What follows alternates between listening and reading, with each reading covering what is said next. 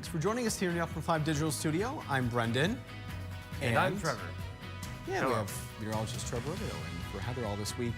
Another very busy day in the weather department, Trevor. Certainly is. We've been tracking this system since our last one. As soon as we got done with tracking the previous system over the weekend, we looked at the forecast and went, look at that. Wouldn't you know? Another terrible day is on the way 2 days from now. We were saying that on Monday, and then we were saying it yesterday, and now we're saying it right now, and it's happening. And it doesn't look good out there for some people this morning, and for some it will not be as bad. For some it will continue to get worse. We'll have another round of freezing rain possible today. I know, everybody loves to hear that. We just had a huge freezing rain event. So we're going to get more ice, but it's not a lot. It's the good news. But we do have severe weather potential. And whatever, we'll get into all that. I know we've been keeping up to date with the forecast as much as possible. So how about we get into our weather quiz? We can do that.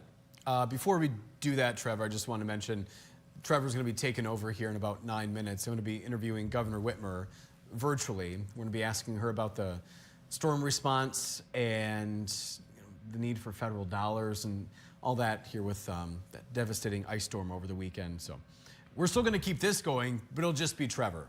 I shouldn't say just. It'll be me and Gib. Trevor holding down the fort, and yeah, Gib in the background too. So, but yes, we have business to attend to, and if you have any questions for Trevor, normally we advise to wait till after the forecast, see if he answers any questions. But take it away, Trev. Yep. So there is our weather quiz. A pretty simple one. What was the high temperature on this day a year ago in Traverse City? You've got the three answer choices: 37, 40 degrees, and 46 degrees. Those are all in Fahrenheit, not in Celsius. And so just give you some time to think about that. There's no, I don't need to elaborate on that. There's no like science or anything. It's just, just a pretty simple one. And we'll get right into the forecast, and I'll try to do this as fast as possible because I know Brendan has to go. Oh, you take your time. You guys will hold down the fort while I'm gone. All right. Here's the look at today's forecast. There's the one-day graphic over the course of today. So from now, from what's happening right now until the end of today, we'll see snow in spots. We'll see a round of freezing rain potentially. I don't think everybody will see the freezing rain. That's something I will say right now. I don't think everybody's going to see the freezing rain, but it is possible. And some areas could see anywhere from a glaze up to about a tenth of an inch or so of ice accumulation is possible. So again, not as much as what we just had, but still any ice accumulation is bad. And then in the evening, we'll have those snowy and freezing rain conditions turn over into rain. And then we have a round of severe weather possible moving through our southernmost regions in the northern lower. Most of the northern lower in our viewing area is under a marginal risk, but some areas far to the south have a slight risk that we have to be aware of. Most of the really bad weather looks like it's going to be downstate. We do have an enhanced risk in parts of Kalamazoo and Detroit, and I think even Flint is included in that. But for us, it doesn't look like it's going to be that bad. And then very gusty winds as well, up to 45+ miles per hour, mostly out of the southeast today. Just a very yucky day overall. And as you see there, we see very cloudy conditions, and we got the precipitation in the background as a wintry mix of rain and snow, because you've got both happening today, and then lightning too, which is a combination I didn't think I would use ever when I was here, but I used it this weekend, and I also used it today to just emphasize the crazy amount of weather that we're going to have today all around the region. There's the look live over Cadillac this morning. It's currently 30 degrees, still below freezing, so we're seeing entirely snow there. As the system continues to arrive, we'll increase our winds, but also increase our chances for all of that snow to change into a wetter and wetter snow until eventually it becomes freezing rain and then rain. Right now, the winds are picking up. Our constant wind is now 23 miles per hour in Cadillac, so very breezy there. I suspect the wind gusts are already up to 30+ miles per hour at times, and of low visibility, of course. There's the local radar. I'm just going to zoom right into the most affected regions, which at this point is still mostly to the southwest of I-75. But we've got some regions across 75 and also east of that starting to get affected too. From earlier this morning, the system's finally starting to push all that snow into our region. So almost every county west of I-75 and south of Grand Traverse County now has widespread snow. We've got snow all the way up to basically almost Northport now in Leelanau County, and Benzie County, Grand Traverse County, parts of Kalkaska, and even Antrim County now getting snow all the way down through our southernmost counties, Mason, Lake, Osceola, Clare counties. And everybody in there is all getting snow west of I-75 now. Some of it's more heavy than others, but nevertheless, it's snow. And we've got some regions, looks like Roscommons getting some snow all the way over towards portions of Iosco County, Ogama County getting some snow now. And so that's going to continue to move off to the northeast. So a lot of our people and folks still along the straits and up towards the far northeast and also into the eastern upper. Still dry this morning, but I suspect if you were to walk outside right at this moment, if you don't have snow, you probably have wind starting to increase. It'll feel a little breezy. That's going to continue to track to the northeast, and we'll pick up our snow chances and also our snow intensity as it does over the course of the remainder of our morning. As we get closer and closer to the afternoon, the system's going to continue to cross the region. We'll get into the afternoon. The warm front will start sliding through. That will allow warmer air to start seeping in. And as we get warmer air, we start to get warmer air just above freezing or just below freezing at the surface, but above freezing in the air. We have a brief period where we could see freezing rain or sleet in the afternoon as the system is crossing with us. So it's like there's a transition period where we could have freezing rain as like the intermediary. We'll have mostly snow in the morning in most regions, and then as it's transitioning over to rain, some people could have a brief period of freezing rain for maybe a few minutes, maybe 5-10 minutes before it changes over to rain very rapidly. Conditions have to be very specific for it to be freezing rain. If your cooler air at the surface is in a layer too deep, it turns into more sleet. And if it's really deep, then it's just snow. So it really depends on exactly where the temperatures line up and exactly how the upper atmosphere is looking at. But it does. Almost all the forecasts up until now, from days prior up till now, have been conclusive with the fact that we believe there will be a brief period of freezing rain before turning over entirely into rain. That'll be in the afternoon, so you take a look now. That's Wednesday, today at 12 p.m. Most areas up to the north and northeast will still be having snow at this time, but if you're in the lower regions in the interior, up towards around Grand Traverse County, maybe around that time, somewhere in the late morning, early afternoon, you'll get a period of brief freezing rain before we change over entirely into rain later in the afternoon. That's kind of part one of today, is the wintry part of the day. And then we get into the more spring part of the day where warmer temperatures come in. And then we have also got a round of severe weather in the forecast. Now, I did mention that most of our severe weather is going to be well to our south. We won't have to worry about too much of that for the majority of the day for most people. But in the afternoon, once we change over to rain, in our southernmost counties, there's the potential for some stronger storms and wind gusts. The most impactful weather that we're tracking with these storms is really wind. Damaging wind is what we're really looking at with this system, but obviously with any storm, lightning is possible, and we also can't rule out the possibility for hail. Lingering rain showers for the majority of the evening, although the widespread rain should come to an end by beyond the hours of 6 to 7 p.m. And at that point, it's mostly lingering rain showers for most people. You could still have some fairly consistent rain at times in the eastern upper once it finally changes over to rain, which will take some time. If you're in the eastern upper near the straits, you'll have snow for most of the day once you start getting precipitation. It'll take you until around probably 10 o'clock or so before you start seeing any of that, but it'll be snow until like probably 5 or 6 o'clock before it finally changes over to rain. And of course, you, just like everybody else, have the chance for a brief period of freezing rain. And then in the southernmost counties and along our Grand Traverse counties, there's a chance for the isolated storm in the evening. Now, at this point, this late in the evening, I don't think we really have the severe chance anymore. It's mostly just some storms that will remain possible.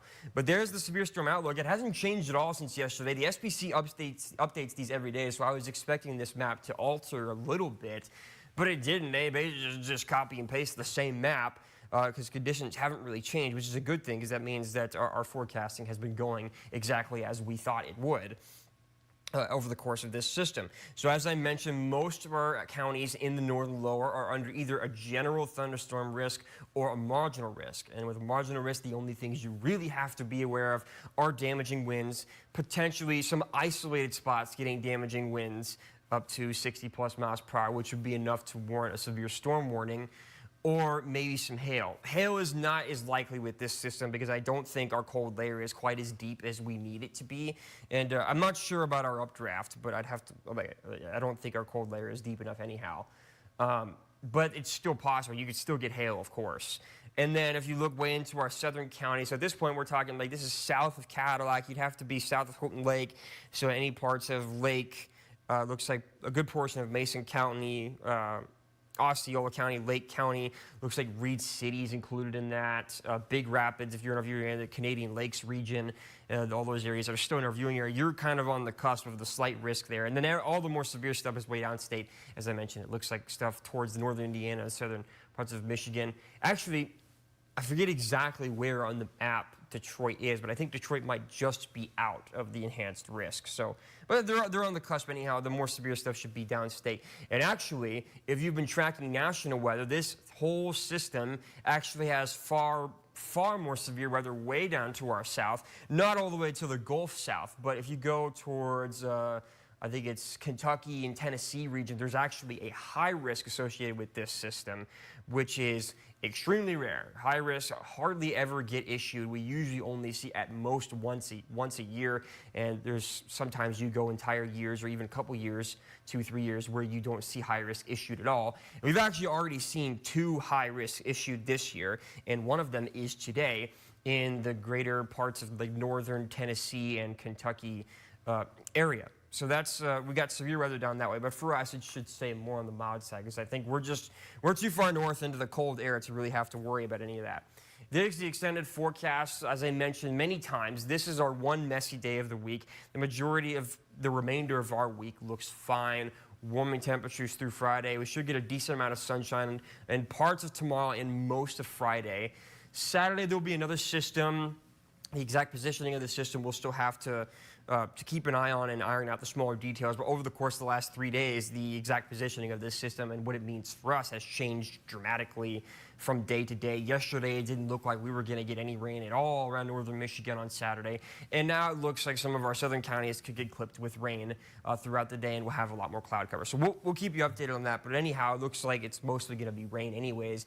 And then a large drop in temperatures back to on the end of this weekend, back into the 30s once again. At this point, we'll be closer to like April 10th, April 7th, 8th, 9th, and we'll still be in the 30s.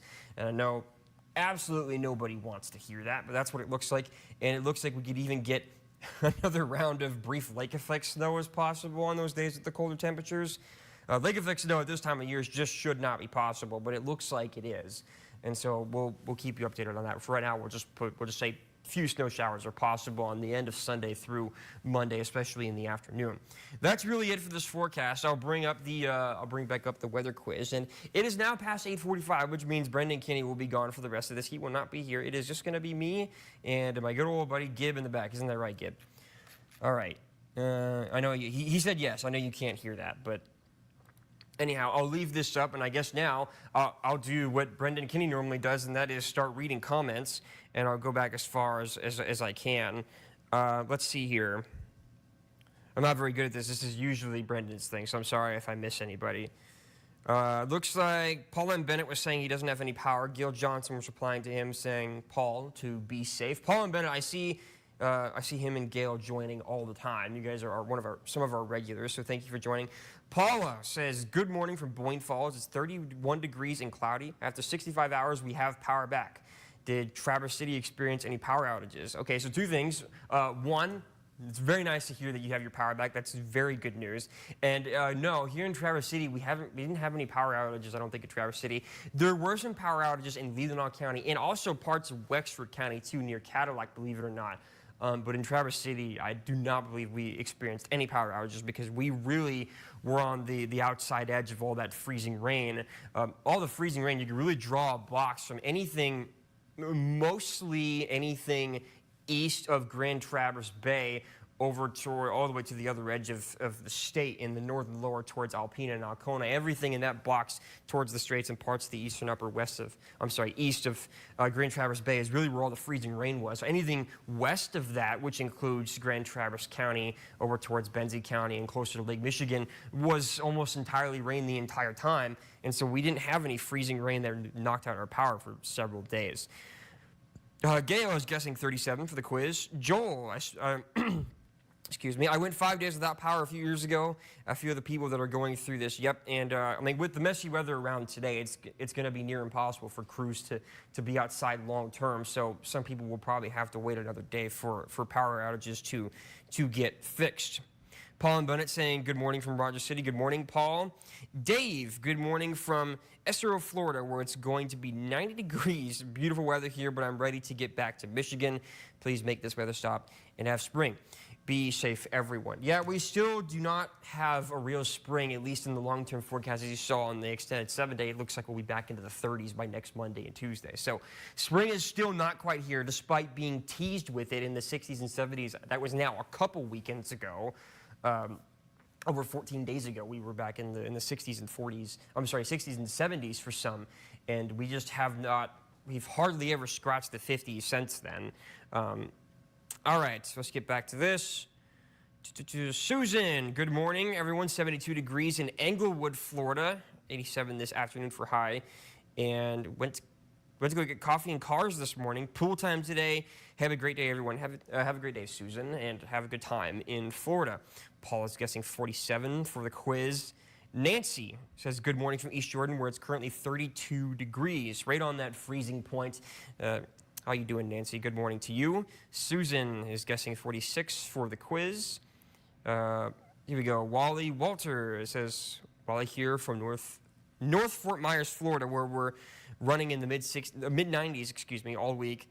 I already got power back at my house in Mayo, Michigan, and for question of the day, I would have to say it was 46. So a lot of people in Florida, I guess that's pretty common. You know, people are always trying to escape the winter and go to Florida where it's nice and warm for the majority of the year, but they hardly ever get even close to freezing. And there's a fun science thing that happens there with with nature, where if you get close to freezing into like the 40s or below that, the iguanas start falling out of the trees. If you've never seen that, I encourage you to look it up. It's really fascinating.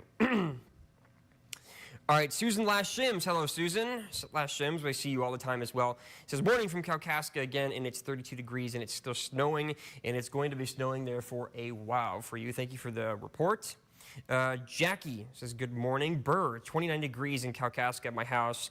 Trevor, what's the weather going to be tomorrow morning? I have to come to Traverse City. The weather tomorrow morning looks fine. I guess I spent so much time on the forecast that I didn't forecast for today that I didn't get to tomorrow, but I could show you briefly here if I go back to Stormcast. We're not expecting anything crazy tomorrow. Most of the systems should be gone by tomorrow morning, and so we'll just fast forward to tomorrow morning here. It looks like, I guess it depends on when in the morning you're leaving, but I don't think it should matter too much. We'll have dissipating clouds for the most part in the northern lower.